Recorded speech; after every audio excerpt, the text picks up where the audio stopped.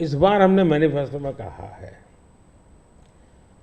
कि किसी भी वर्ग का, किसी भी समाज का, किसी भी बैकग्राउंड का व्यक्ति क्यों न हो, जिस भी परिवार में 70 से ऊपर की आयु के जो भी व्यक्ति होंगे, पुरुष स्त्री सब, उन सबको हम ये 5 लाख रुपए तक मुफ्त इलाज की सुविधा देंगे।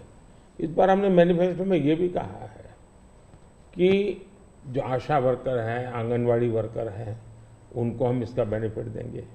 ट्रांसजेंडर जितने भी हैं, किसी भी आयु के क्यों न हो, हम उनको ये बेनिफिट देंगे। तो ये बात हम लोगों को बताते हैं।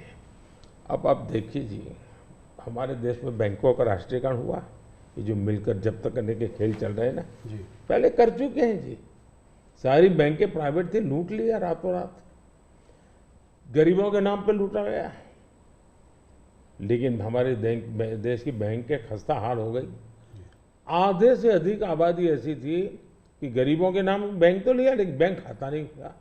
ये मोदी ने आकर के 52 करोड़ बैंक के खाते खोले, और उसका सबसे बड़ा मैंने फायदा उठाया। खाते खोल करके आंकड़ा नहीं किया मैंने, जनधन, आधार और मोबाइल, इस ट्रिनिटी को लेकर के direct benefit transfer 36 lakh crore रुपए, आंकड़ा बहुत बड़ा होता है जी।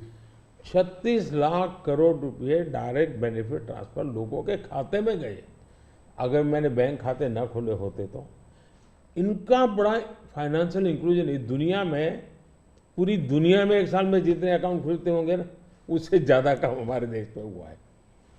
जल जीवन मिशन हमारे देश में जी 3-4% घरों में भी घर में नल से जल आता था, वो भी ज्यादातर अर्बन लोकेलिटी में। आज 14 करोड़ ग्रामीण परिवारों को नल से जल पहुंचा है। अब ये सारे काम है, 25 करोड़ लोग गरीबी से बाहर ऐसे ही नहीं आए जी। हमने उनको इतना सशक्त बनाया, और मेरी स्ट्रेटेजी यही है कि हम गरीब को इतनी ताकत दें कि गरीब खुद गरीबी को परास्त करे। और जब गरीब अपने मेहनत से गरीबी को परास्त करता है ना, उसके बाद उसको गरीबी में वापस नहीं जाना, ये संकल्प बन जाता है, और वो देश की शक्ति बन जाता है। आज हमें फायदा है, 25 करोड़ लोग गरीबी से बाहर आए, बहुत बड़ा अचीवमेंट है जी। दुनिया इसकी तारीफ कर रही है जी। और ये एक मॉडल बनेगा, ये जो डेवलपिंग कंट्रीज है उनके लिए मॉडल बनेगा जी। अब देखिए 2014 के पहले क्या हाल था।